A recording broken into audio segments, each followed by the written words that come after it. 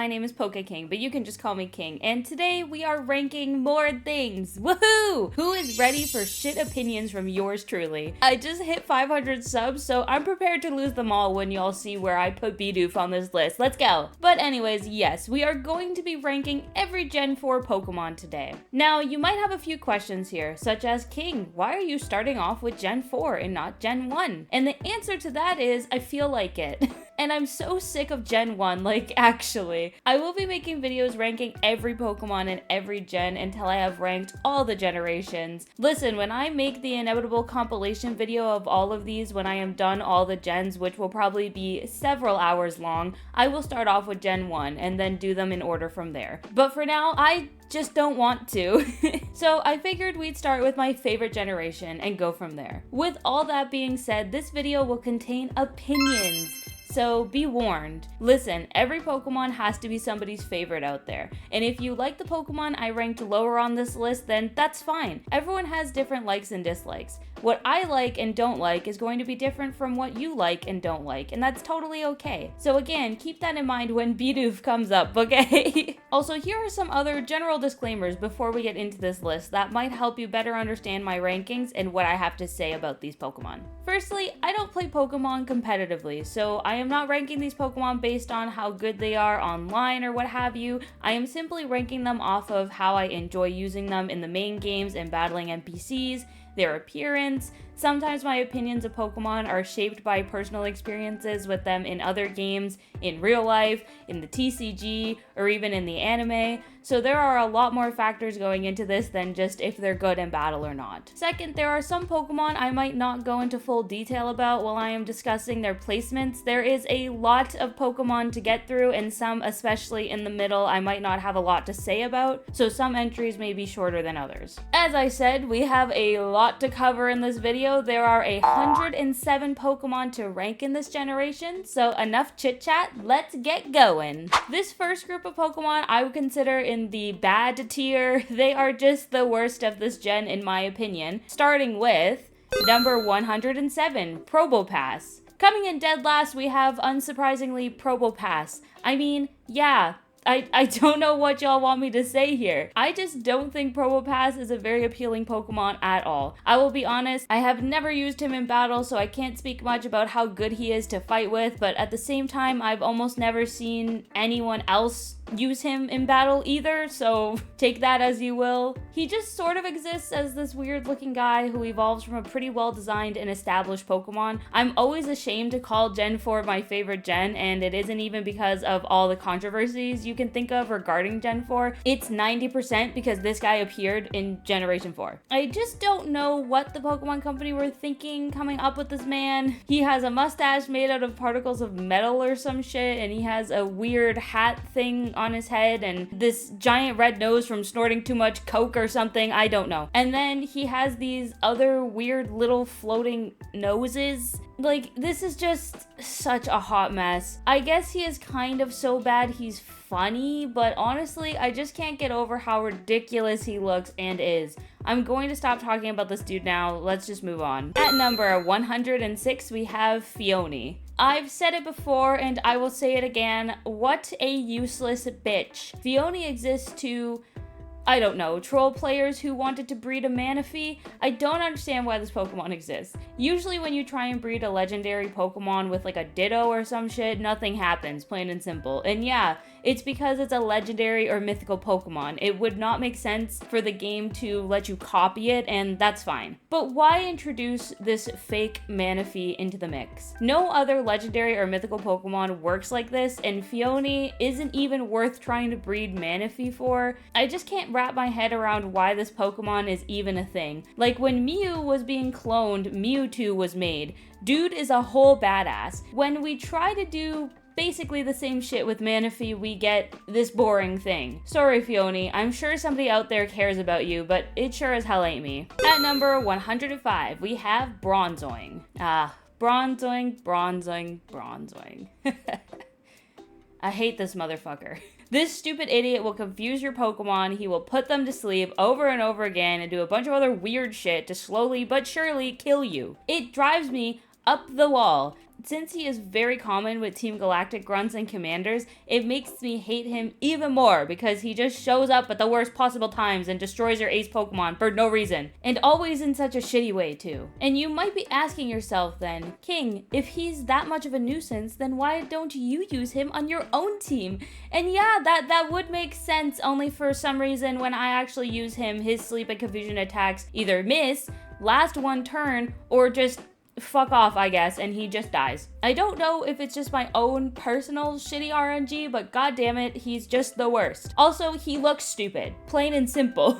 I think he looks awful. He's somehow too complex and not enough at the same time, and this weird face shape shit he has on his stomach is silly at best. He stinks. End of story. Coming in at number 104, we have Bronzor. Oh, look who it is. It's Bronzong Light. Everything I said about Bronzong applies to this little shit too, except he's weaker, so he's easier to deal with in battle. And he looks better. I think Bronzor has a pretty solid design, even though it's pretty simple. He's just a little metal guy with some eyes and a line that looks like a goofy smile. I don't mind him much, but he's still annoying as shit with his confusion, sleep, and funky shit attacks. At number 103, we have Magmortar. Magmar may have a really funny butt forehead, but like, at least he was memorable. Magmortar, I forget, exists almost all the time. He's just kind of there, and he looks really bad. I personally don't think Magmar needed an evolution. He didn't really even need a baby form, but Magby is fine and inoffensive. Magmortar is both incredibly forgettable and boring. I don't have anything else to say about him. At number 102, we have Rhyperior. Aw shit, here we go again. Listen, the only reason Rhyperior is ranked above Magmortar is because he's slightly more memorable. Do I think Rhyhorn needed an Evo? No, not at all. Do I constantly forget this fucker exists?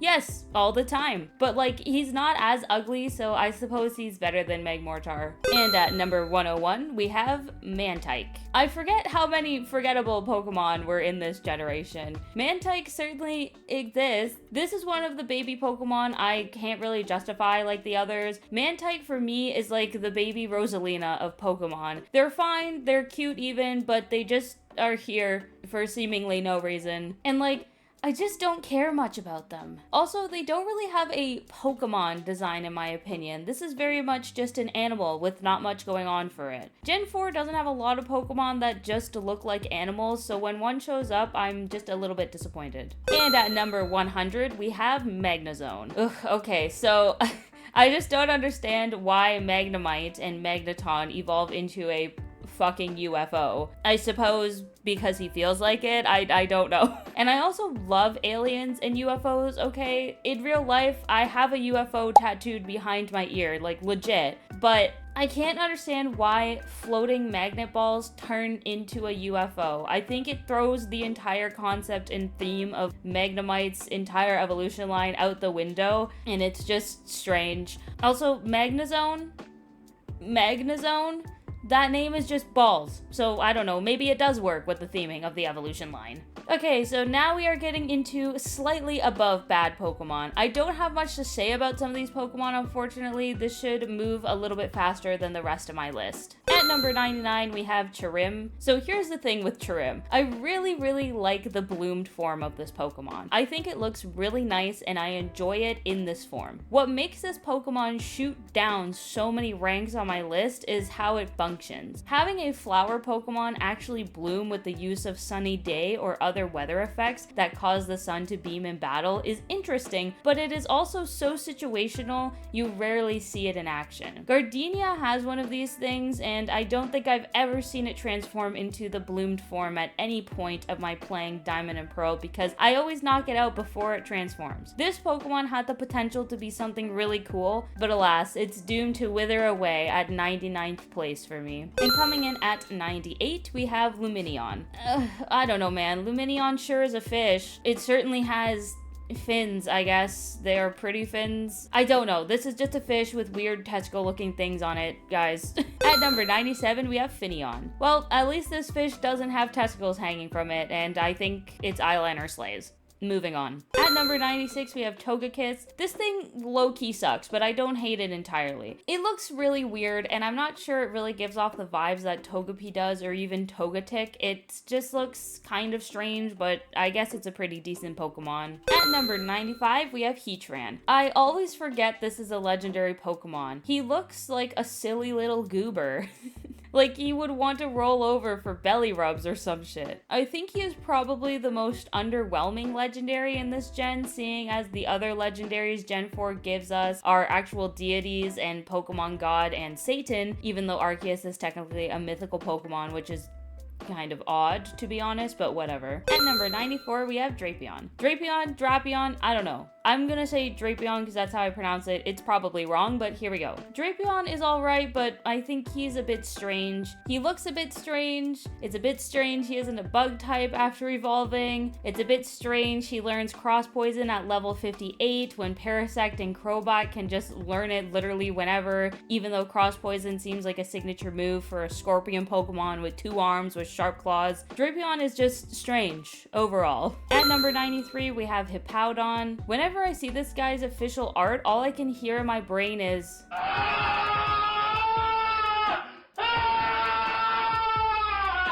aside from that, and his Sandstream power being insufferable to deal with, this Pokemon is fine. Not one of my faves, but I also don't hate it. At number 92, we have Purugly. There is a part of me that thinks Purugly is so ugly it's cute. I like that it just looks like a grouchy cat and has some kind of waist trainer on it that's attached to its tail. There's a lot of fun in this Pokemon's design, but I also think it's very odd. I certainly don't think this Pokemon should have evolved from Glameow. It has very different vibes from that Pokemon and doesn't mesh well with it. At number 91, we have Carnivine. This guy's mad goofy.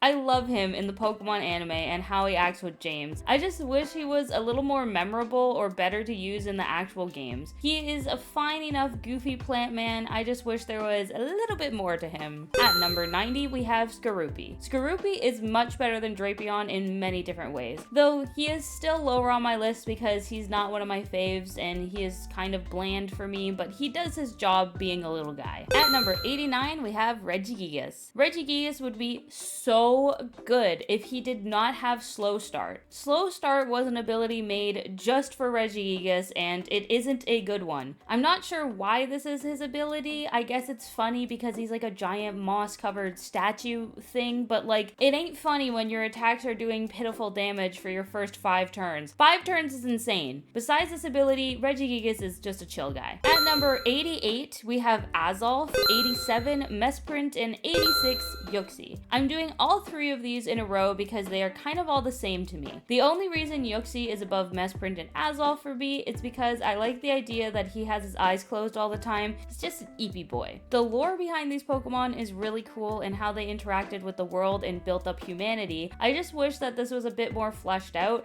because I think these Pokemon have a lot of potential, but they weren't fully utilized within the Diamond and Pearl games. At number 85, we have Tangrowth. Big blue spaghetti! This guy's nutty looking. Tangrowth is really silly, but also looks like a hot mess, though I think the hot mess works for him a little bit. That's why he's a bit higher on this list. At number 84, we have Abomasnow, another Pokemon like Hippowdon. What takes this Pokemon down the list so much for me is how many types it's weak to. Lots and lots of Pokemon can absolutely destroy this Pokemon, making its intimidating design less so. At number 83, we have Snover. This is the same issue I have with Abomasnow, but Snover looks less intimidating, so I'm giving him a slight pass. I also like his hat. Now we're starting to get into Pokemon that are pretty good. I don't have extremely strong opinions on these Pokemon, but I think they're pretty okay. At number 82, we have Manaphy. I vividly remember watching the Pokemon movie Pokemon Rangers and the Temple of the Sea multiple times when I was younger, and I did like how Manaphy was introduced and portrayed in this movie. I think Manaphy has a very cute, inoffensive design and is a nice light addition to the mythical Pokemon roster in this gen. At number 81, we have Mamoswine. In the Pokemon anime, Dawn had a Swinub that eventually evolved into a Mamoswine, which is such a contrast to all her other Pokemon, but she kept him the entire time and dressed him up for contests and loved him all the same, and I love Mamoswine all the same as well. Unfortunately, this is where most of my opinion generates for this Pokemon, so that's why it isn't super high on my list, but I did enjoy him in the anime as one of Dawn's Pokemon. At number 80, we have Frostlass. Frostlass is a spoopy ice girl. I like the idea that people think she is just a girl who got lost in the snow and became a ghost. I always like when Pokemon have some kind of myth tied to them like this. She's kind of just cool. Pun intended. At number 79, we have Electivire. Unlike Magmortar and Rhyperior, I actually think Electivire finishes off the Electabuzz Evo line well. It doesn't seem like a late addition even though it was, and I like the design of him a lot. He looks very intimidating and strong, and he is. At number 78, we have Chingling. Chingling is another good baby Pokemon design. They're simple but effective. I love their little smile and their ribbon-esque hair. They're just a really fun, cute Pokemon. And at number 77, we have Bonsly. Another baby Pokemon, and another really good one. Bonsly always looks extremely worried, and I can relate to that. He looks like a houseplant I would keep on my desk and pat sweetly, but always forget to water. At number 76, we have Mime Jr. 3 baby Pokemon in a row. Mime Jr. is my favorite out of the 3 I mentioned simply because I remember how much personality he had in the anime. James had a Mime Jr. who was always acting silly and funny in the anime, and it made me appreciate the Pokemon a lot. At number 75, we have Kricketot. I always forget that this guy is tiny as hell. He's just a little tiny gentleman. I love his little suit. I love his little tune he makes. He really is just a little guy. At number 74, we have Combee. I like the design of Combee a lot. I think it is an interesting take on a bee, and not one that looks super scary like Beedrill, for example. I am actually afraid of bees in real life, but Combee is a friend, so he gets a pass. At number 73, we have Burmy. Burmy is another little guy. I like that they have different versions based on the areas that they live in, and they also always look worried like Bonsly, and like me. At number 72, we have Wormadam. Just like Burmy, I like the different forms that this Pokemon has based on where it lives, and I think these Pokemon just look very fluffy and cute as well. And at number 71, we have Mothim. I love moths! They're adorable, and I love Mothim for the same reasons. I just wish Mothim was a bit fluffier as a moth, but I do like its concept a lot. Also, my queen Cheryl has one in the anime, and I enjoyed that little arc of her and her Mothim. At number 70, we have Cherubi, another just cute Pokemon. Cherubi is just a bundle of joy. I like the colors and the face on it. The second head is a bit weird, but I think it gives some personality to this Pokemon. And at number 69, we have Lopunny. Of course. No, I'm just joking.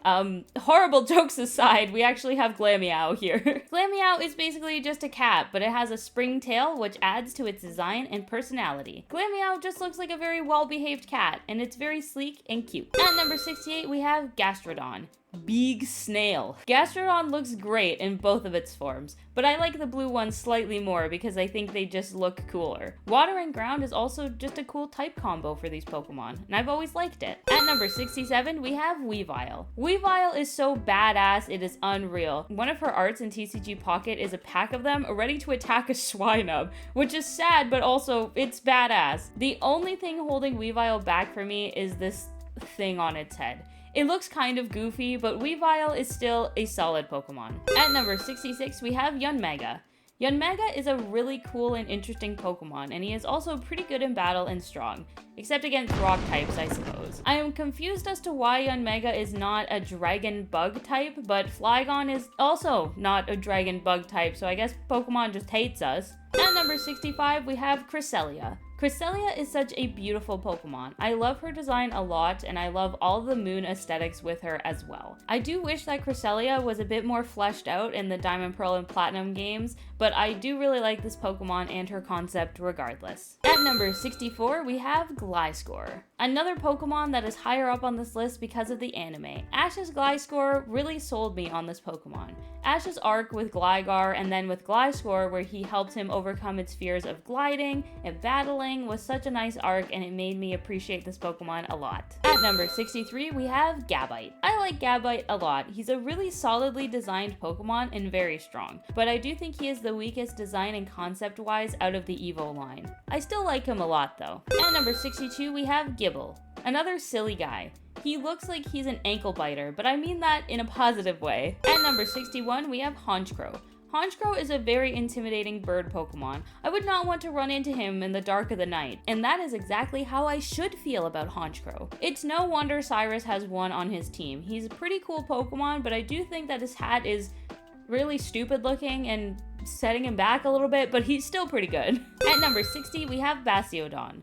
A pretty decent final evo for a fossil Pokemon. He is a very strong Pokemon as well, with a lot of defense and good moves. His giant face is also funny, but in a good way. At number 59, we have Shieldon. Another pretty decent fossil Pokemon like his final evo. I like the design choice of him having a shield on his face, and it looks more like a shield than his final evo does, so that's why he's a little bit higher on this list than Bastiodon. But just like Bastiodon, he is also a very strong Pokemon as well. At number 58, we have Vespiquen. Vespiquen is fucking terrifying. I mentioned it before, but I am afraid of bees in real life, and this thing is nightmare fuel. So why is it so high on my list? Because Vespiquen is the queen bee. No one is supposed to fuck with her, and I wouldn't dare. I think her design is perfect. At number 57, we have Palkia. Palkia has always been my least favorite of the creation trio. While Palkia isn't a bad Pokemon, I just think his design is the weakest out of the three, and I also find Dialga and Giratina to be stronger than him in battles, further proven by how Palkia was getting his ass beat in the cinematic masterpiece Pokemon The Rise of Darkrai. But Palkia's alright, I guess. At number 56, we have Stunky. He's just a little stinker. While I do think Stunky is on the more simpler side when it comes to design, I think that he is just the right amount of skunk and Pokemon. Also, he toots. At number 55, we have Skuntank. This guy enters battle and farts extremely loudly. A+ Pokemon, no complaints. We are now entering the section of good Pokemon, even great Pokemon.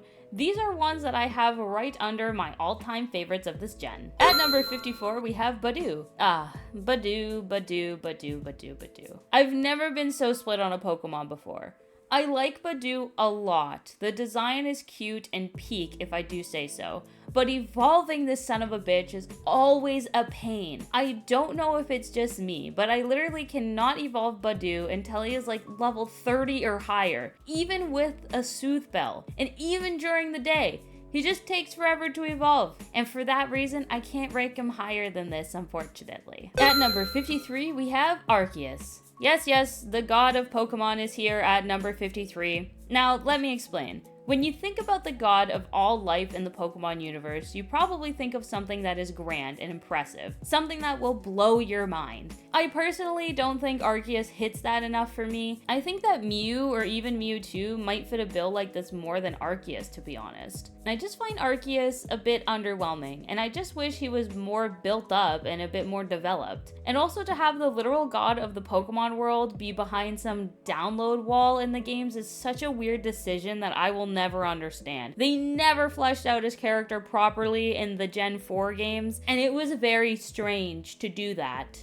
At number 52, we have Staravia. Staravia is a wonderful middle evo for the regional bird. I love the little curl that he has on the top of his head, and he is a pretty strong middle evo for a regional bird. I just like this silly guy. He isn't that complex, but he is great. At number 51, we have Grotle. Another really good middle evo. While I do think Grotle is the worst of the starter trio's middle evos, I don't think that he's a bad Pokemon. I just wish there was a little bit more going on with him. When you put Turtwig and Torterra next to Grotle, you can see that Grotle feels like he's missing something, but like I said, overall, he's still a solid guy. At number 50, we have Licky. Maybe this is a hot take, but I do kind of like Licky's design, and I think that he's also a decent Pokemon to use in battle. I also really like how he was portrayed in the cinematic masterpiece Pokemon The Rise of Darkrai once again, and that made me have a lot of respect for Licky as a character and his personality as a Pokemon. He's also just chunky and cute, what can I say? At number 49, we have Monferno. Monferno is a great middle evo for one of the starter trios. I really enjoy his design, and I think it's a perfect mix and midway point for Chimchar and Infernape. He looks tough but cute still. He is very good in battle and just overall a great Pokemon. At number number 48, we have Luxio. There are so many middle evos in this section of the list, but Luxio is another great one. I love the design. I think that it's a great mix of cute and intimidating, and I usually always have a Shinx and then a Luxio on my team when I play Pokemon Diamond, Pearl, or Platinum. Which brings me to number 47, Shinx. Right above Luxio is the little cutie Shinx. I vividly remember going to Zeller's back in the day with my aunt and my cousin, and my aunt buying me a Shinx plushie and my cousin a Croagunk plushie, and us acting out battles with them. Shinx is such a cute little guy. I just want to give Shinx a big ol' hug. At number 46, we have Hippopotas. Another adorable Pokemon. Hippopotas is a great little hippo Pokemon. It's very cool that this Pokemon ended up being a ground type that was fully sand-based instead of water-based. I think that it makes it super unique. The design overall is also just solid and great in my opinion. But don't think I forgot about that stupid sand stream BS. I still hate it. At number 45, we have Floatzel. Floatzel is so cunty.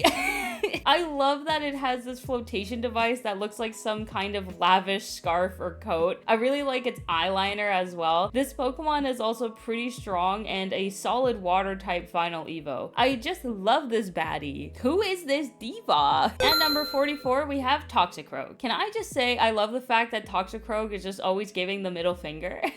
I love that for him. A lot of why I like Toxicroak actually comes from the Pokemon Diamond and Pearl Adventures manga. Saturn from that manga series was always one of my favorite characters, and he was portrayed in such a way that was so intimidating. And honestly, I thought he was a much better bad guy than Cyrus himself in this manga. And his Toxicroak was cracked the fuck out in this manga too. And I thoroughly enjoyed seeing him being a fucking badass. At number 43, we have Croagunk. Another Pokemon heavily boosted on this list because of media outside of the game. Brock in the Diamond and Pearl anime had a Croagunk who would always jokingly poison him whenever he started hitting on a girl. It was great. It gave a Pokemon I was a bit indifferent on such a great personality, and it raised him up on this list for me a lot. Also, he's a great take on a poisonous frog in general. At number 42, we have Chatot. Okay, so firstly, I think it is so funny that this Pokemon got banned in competitive online play because of one of its moves, Chatter. It's so funny to me that the Pokemon company thought that it would be a great idea to give everyone the ability to record their voice saying whatever the fuck they want and then have a Pokemon repeat it back when a move is used. Horrible idea, but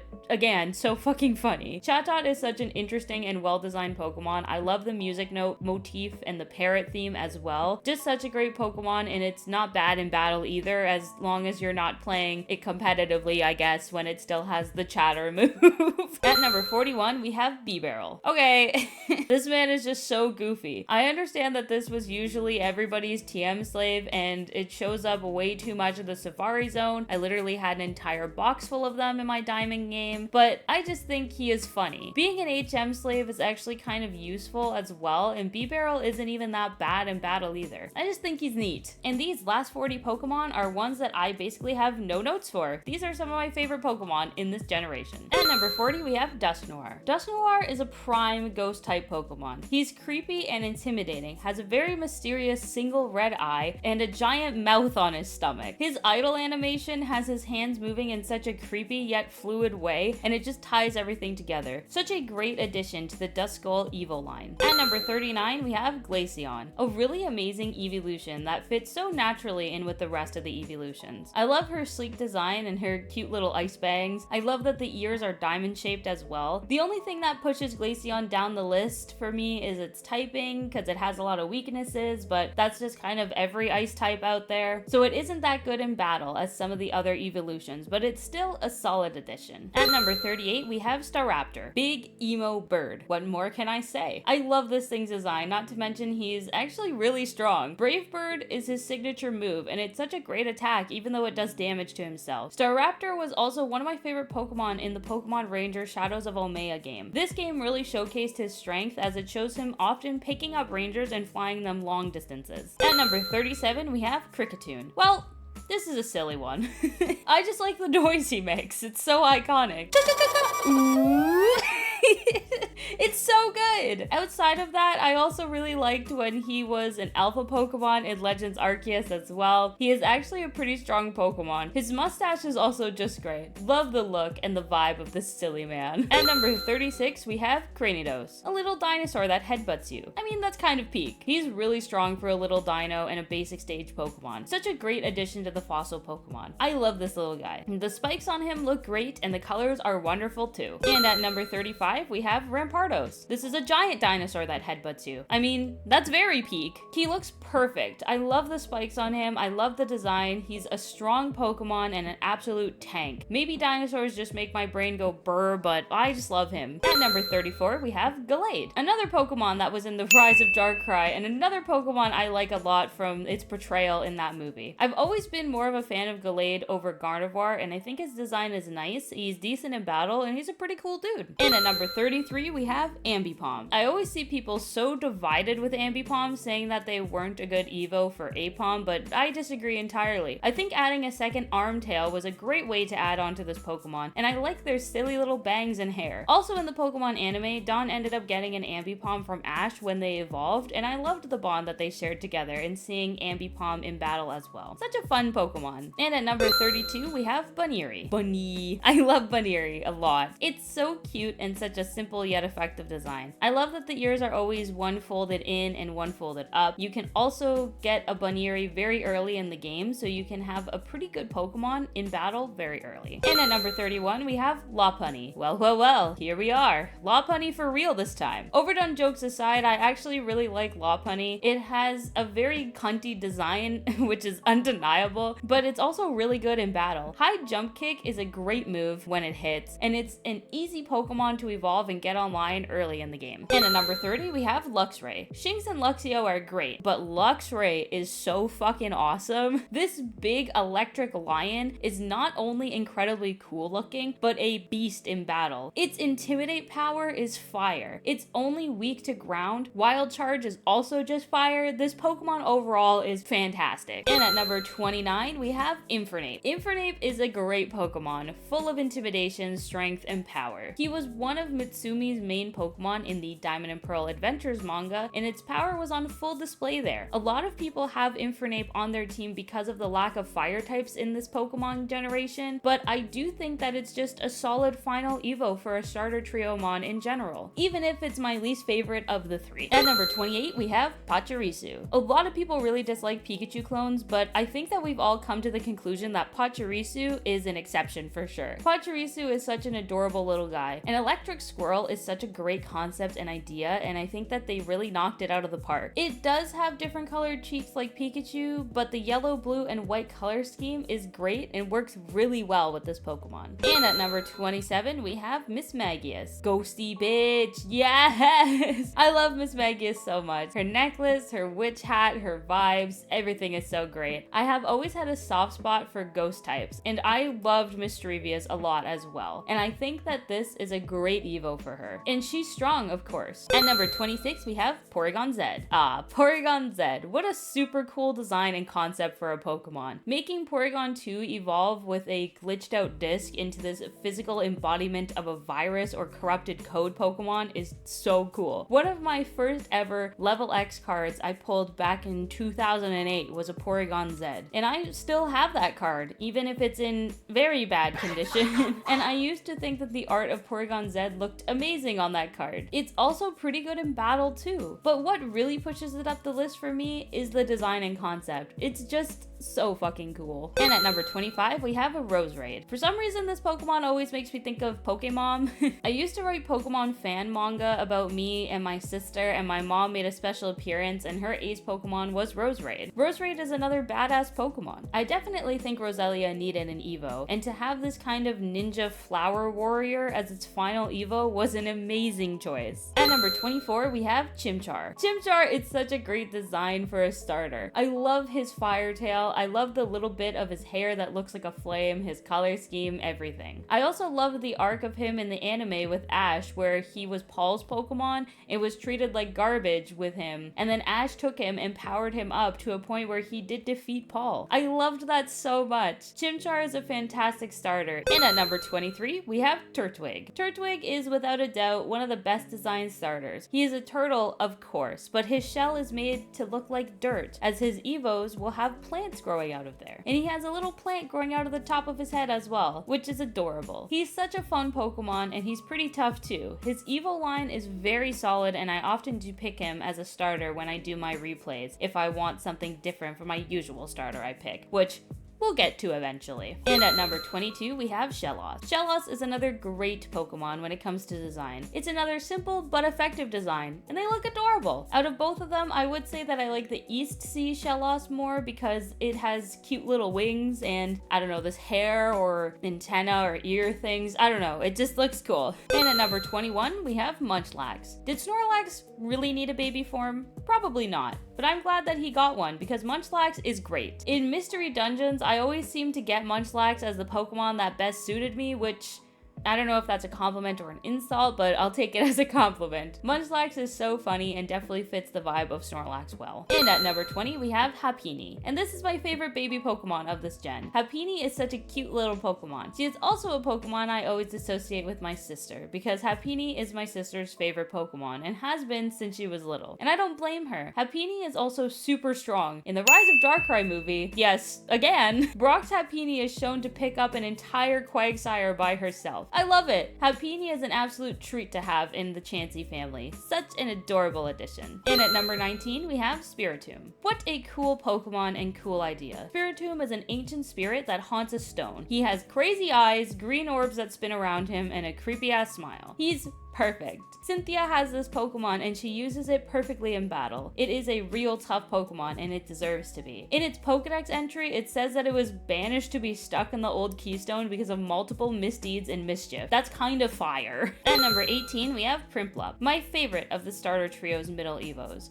and for a good reason. Not only is he penguin, but he is just so well designed and put together. I really do think that Prinplup is a great middle of Piplup and Empoleon. And the start of his crown on his head and the extra set of dots on his stomach really help make this the middle point. Outside of that, Prinplup is strong. He can learn Metal Claw at the time of his Evo from Piplup, which is a great move to have in the early game. And his special attack is pretty great. Also, he's just a distinguished gentleman. At number 17, we have Leafeon. What a wonderful evolution. I absolutely love the design of this mon. The leaves for ears and on its tail are so lovely, and the green puffs of fur on it tie the design together. This Pokemon just makes so much sense to me, and I'm honestly surprised that it took us this long to get a grass type evolution, but the wait was worth it. It has a lot of weaknesses, as a lot of grass types do for sure, but it also has pretty good defense and a wide range of strong attacks. Also, it's just so darn cute. I want to give Leafeon a giant hug. At number 16, we have Torterra. Grass types back to back, but Torterra is almost the complete opposite of Leafeon. He's huge, extremely strong, insanely defensive, and just an incredible tank. Dude has an entire tree on his back and he's just chilling. I absolutely love how he's portrayed in the Detective Pikachu movie as well. The way that they had the normal sized Torterras at first and then showed us the giant ones that were literally carrying humongous pieces of earth on their back. God, it was such a treat to see come to life. This Pokemon has such an incredibly awesome design. He might be one of the most perfect final stage starter trio evos in my opinion. And at number 15, we have Drifloon. Listen, yes, I know this thing is probably responsible for multiple child deaths, but like, so is Freddy Fazbear, and I still love them both. Drifloon is not only an incredibly well-designed Pokemon, but he is also incredibly useful in battle, especially with its Aftermath ability. I also think that it was really cool how they had him show up at the Valley Windworks place exclusively in Diamond and Pearl. Some may have found that annoying, but I think that it made perfect sense for a balloon Pokemon to drift off to a Windworks place just by riding the air current. I usually gravitate to ghost type Pokemon too, so maybe I have a bit of a bias, but I just really like Drifloon. And at number 14, we have Drifblim. There is basically nothing I said about Drifloon that doesn't apply to Drifblim as well. Drifblim is another amazing ghost type Pokemon with a great design and great advantages in battle. I have found myself having a Drifloon on my team in pretty much every game they are in. I just love utilizing this Pokemon. Okay. At number 13, we have Bidoof. Here we are, possibly my most controversial take of this video, I don't know. Bidoof has been memed to hell and back by the community and even the Pokemon company themselves, and I can't not give a meme god his rightful spot in at least the top 15 of my list. So here he is. I don't even know what to say. Like, he's Bidoof. He's just goofy. He's usually an HM slave that doesn't stick around your team for that long, or gets evolved and you look on at him in horror and shove him in your PC. But I think Bidoof has a special place in my heart, as I'm sure he does for a lot of people. Bidoof is basically royalty now, and I can't even argue with that. He deserves a Mega, he deserves a special Z move, he deserves his own spin-off games, he deserves everyone's earthly possessions, everything. He deserves everything. And at number 12, we have Rotom. Rotom is an extremely cool Pokemon and has been a mainstay for majority of the series after its introduction in Gen 4. Seen to be used for multiple electronics and even cell phones in the later games. It's a very interesting take on an electric ghost Pokemon, and with it and all its forms having levitate, it just elevates every different form in battle and Rotom itself, because it can't be affected by ground type moves, which normally is one of the weaknesses of electric type Pokemon. And yeah, it has form changes, which are extremely awesome. I will quickly rank the forms here as well. In 5th place, we have Rotom Fan. From a design standpoint, he is fine, but he isn't the most interesting, and levitate already usually comes with flying type Pokemon, so it sort of negates itself for Rotom Fan instead of doing something cool with type combos. In 4th place, we have Rotom Mo, arguably the one with the most weaknesses and personally the one that I use least in battle, but I can't argue with his design. Those teeth and crazy eyes make him look amazing. I also love the special attack he learns in this form, Leaf Storm. It's a monstrous attack. In 3rd, we have Rotom Frost. I like that he is just a pissed off refrigerator that's really funny, and Blizzard being his special attack he learns in this form is pretty great. In 2nd, we have Rotom Heat. I love that he is an oven with oven gloves, basically. It's so good. Also, again, Overheat is a banger special move to have. I think Rotom forms overall got some of the best special moves. Being able to use an electric type move as a fire type Pokemon in Rotom Heat form is brilliant as well. And honestly, unsurprisingly, I'm a basic bitch and also a troll, so 1st place we have Rotom Wash. Yeah, I don't know what else I can say that someone else hasn't said already, but Rotom Wash is just absolute troll material. He only has a one single weakness, which is grass thanks to levitate, and grass types are the Pokemon that have the most weaknesses, so defensively this thing is a monster. He also learns Hydro Pump as a special attack, which again is a banger. I just love to laugh maniacally as my opponent's entire team falls ruin to this stupid fucking washing machine that's just jorking it.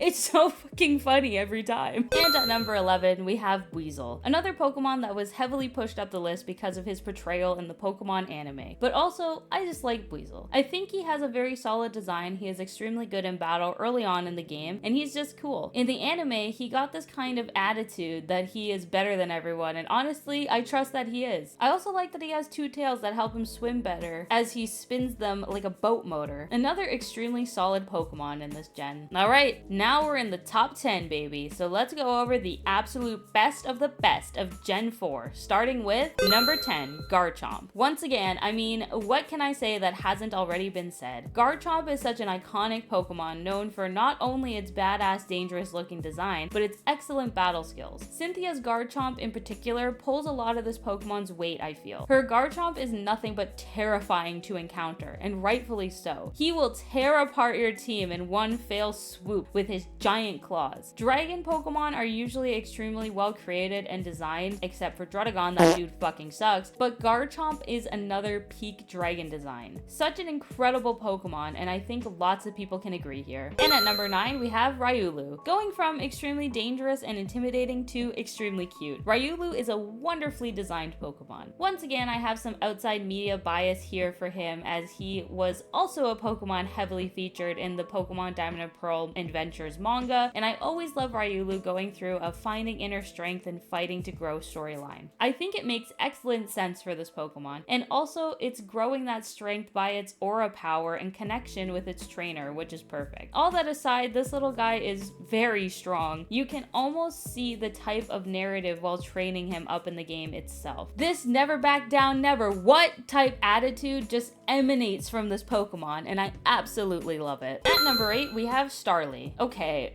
This might be even worse than the Bidoof take, but let me explain. Firstly, without getting into some insane detail about this Pokemon, Starly is a great regional bird. You can get him extremely early on, and he has a great design. He's a cute and simple, but good for a beginning Route 1 type of Pokemon. Okay, now for a very long story, which a lot of these top 10s kind of have. Going back to Pokemon Ranger Shadows of Omea, one of my favorite Pokemon spin-off games ever, you can choose between 3 Pokemon you have rescued in the beginning, which are Starly, Munchlax, or Pachirisu. One of these get to be your partner Pokemon. I actually originally wanted Pachirisu, but I accidentally chose to rescue the Starly, and I was very perturbed about it. But as I continued to play the game, this Starly and your character become very close friends, and I also started to really like this Starly and the personality and story they created for it, for its bonding with your player character. He has the ability to help you capture Pokemon with these little whirlwinds that you create by spinning your styler around, and that simple attack helped me get out of so many binds in that game. Eventually, I was actually able to get the other 2 Pokemon as partner options, including the Pachirisu that I originally wanted, and it would even make more sense in the game mechanics for me to use that Pachirisu, but I didn't. The game gave me so much to like about Starly on a characteristic and personality level that I never changed my partner from him the entire game, and just witnessed my character grow and bond with this Starly. And it was such a silly thing for me to really enjoy, but I just thought it was so authentically done, as if I was watching an episode of the Pokemon anime and watching this Pokemon become great friends with its trainer. So that is why Starly is ranked this high. Yes, extremely silly of me to say. I'm sure a lot of you are shaking your heads at my long ass Starly story, but I don't care. I love Starly. He's my dude. We're besties. Deal with it. And at number 7, we have Giratina. Ah yes, Pokemon Satan. Let's go! So Giratina is just a wonderfully ominous and designed Pokemon. His movie, another cinematic masterpiece, Giratina and the Sky Warrior, was another movie I watched a lot as a kid, and Giratina's interdimensional powers were so awesome. His reveal in Pokemon Platinum at the Stone Pillar is still one of the most earth-shattering introductions for a Pokemon ever, even if the graphics of that game were not that great. And the Distortion World concept is so awesome and was only designed for Giratina. He also has some of the best art in TCG history. He is also incredibly strong, not only in Pokemon Platinum, but in Legends Arceus. His fight where he is teamed up with Volo at the end is nothing short of epic. This Pokemon deserves nothing but grandiose moments, and he's gotten a lot, rightfully so. And at number 6, we have Empoleon. Empoleon is probably one of my favorite final evos for a starter Pokemon, period. His Emperor Penguin design being enhanced by an actual crown stemming from his beak and his patterns on his chest looking like actual royal clothing is such a great design choice, not to mention a great way to incorporate the small details from past evos. He has claws on his wings that aren't just for show. A lot of his attacks are powerful and sharp. Not only is he a strong Pokemon, but his special defense is also pretty great. I also think making his dual type being steel instead of ice was a fantastic choice, and both Hydro Pump and Drill Peck are such powerhouse moves. I can't even begin to explain how much Empoleon has carried my teams in the past. And once again, he also makes an appearance in the Diamond and Pearl Adventures manga as one of Hirata's Pokemon, and he is nothing short of badass in that as well. And starting off the top 5, we have Dialga, the legendary Pokemon from Diamond. Now, I will start off by stating that Pokemon Diamond version was my first ever Pokemon game I played, so of course I have some bias here. But even with that bias aside, Dialga is a fantastic Pokemon. With Palkia, there are moments I don't feel intimidated by him. Again, going back to his portrayal in Rise of Darkrai, which I am unsurprisingly not done talking about yet. We will be back to it once again. In that movie, Dialga is absolutely crushing it the entire film. There's this moment I remember of him roaring at the viewers that lives rent-free in my head, because if I was there in the Pokemon world to witness that, I would have shit my pants. Roar of Time is an incredibly powerful move. Dialga absolutely rips and tears time apart to attack a Pokemon directly with temporal powers. I don't think anything can top that. Not only that, but his design is wonderful. The blue works so well together, and him being on all fours, unlike Palkia, makes him look even more deity-like and powerful. Like he could charge right at you and you could have completely fucked up. The power this Pokemon radiates is unmatched in my opinion. And coming in at number 4, we have Shaman. This is actually kind of a weird one, because with all these other Pokemon, I have explained how movies and anime episodes have made me grow an appreciation for some some of them when I would not have had much thought about them in the first place, but for Shaman, it's almost like the complete opposite. Shaman was mainly showcased in the Giratina and the Sky Warrior movie, and they were a fucking dickhead in that movie. No, but for real, they spent the whole movie causing so many problems for Ash and Co. and being extremely snarky and annoying about everything when all Ash was trying to do was help them. And for this reason, I actually used to hate Shaman as a kid. But as I got older, I saw other portrayals of Shaman, specifically in the games, and found out, one, it doesn't even talk, it just talked in the Giratina movie to,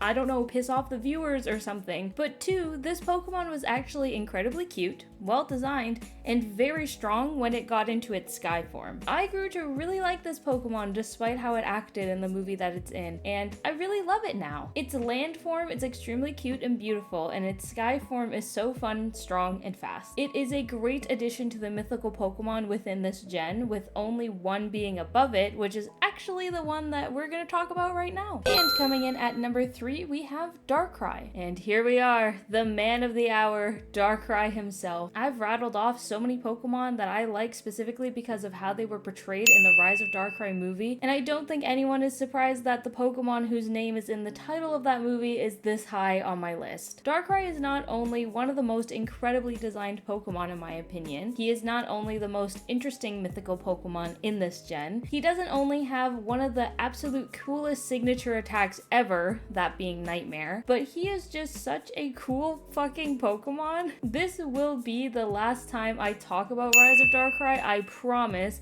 but that whole movie created such a heartwarming and touching story about Darkrai while also showcasing his strength. If you haven't seen that movie, either go watch it, go read the manga about it, or check out my video where I did an entire summary and review that I will link, I don't know, up there somewhere.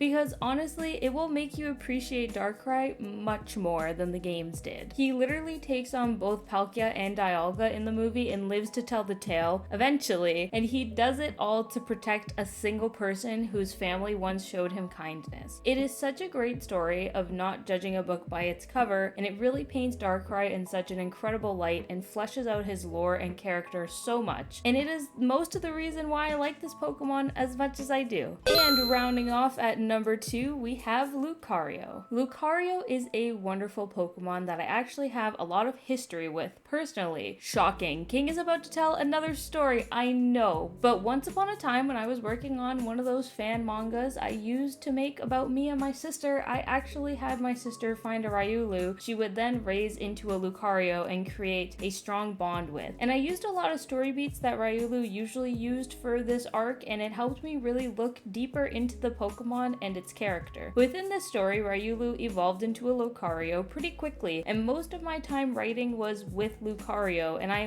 loved writing different battle scenarios and plot points with him. Lucario is just overall a super fun Pokemon to explore in a narrative sense, and his movie, Lucario and the Mystery of Mew, was also amazing, and I loved a lot of the characteristics he had and the themes that were in that movie. It is no surprise Lucario is such a fan favorite Pokemon. He is also extremely strong too. Both Maylene and Cynthia have a Lucario, and both are extremely intimidating and hard to fight. Lucario is honestly just a wonderful Pokemon through and through. And now we have come to the ultimate Gen 4 Pokemon, the best of the best in my opinion. A Pokemon who I consider to be my ride or die, and one of my favorite Pokemon in general of all time. And here he is, the man, the myth, the legend, my number 1, Piplup. This has actually been foreshadowed the entire time on the TV in the background over here. I mean, just look at him. He's peak. There are so many things I like about Piplup and so many reasons why he is number 1. I will try to be brief with most of these so I'm not just rambling, because I've done enough rambling, I believe, for one video. But for starters, when I played Pokemon Diamond for the first time and was first introduced to the world of Pokemon,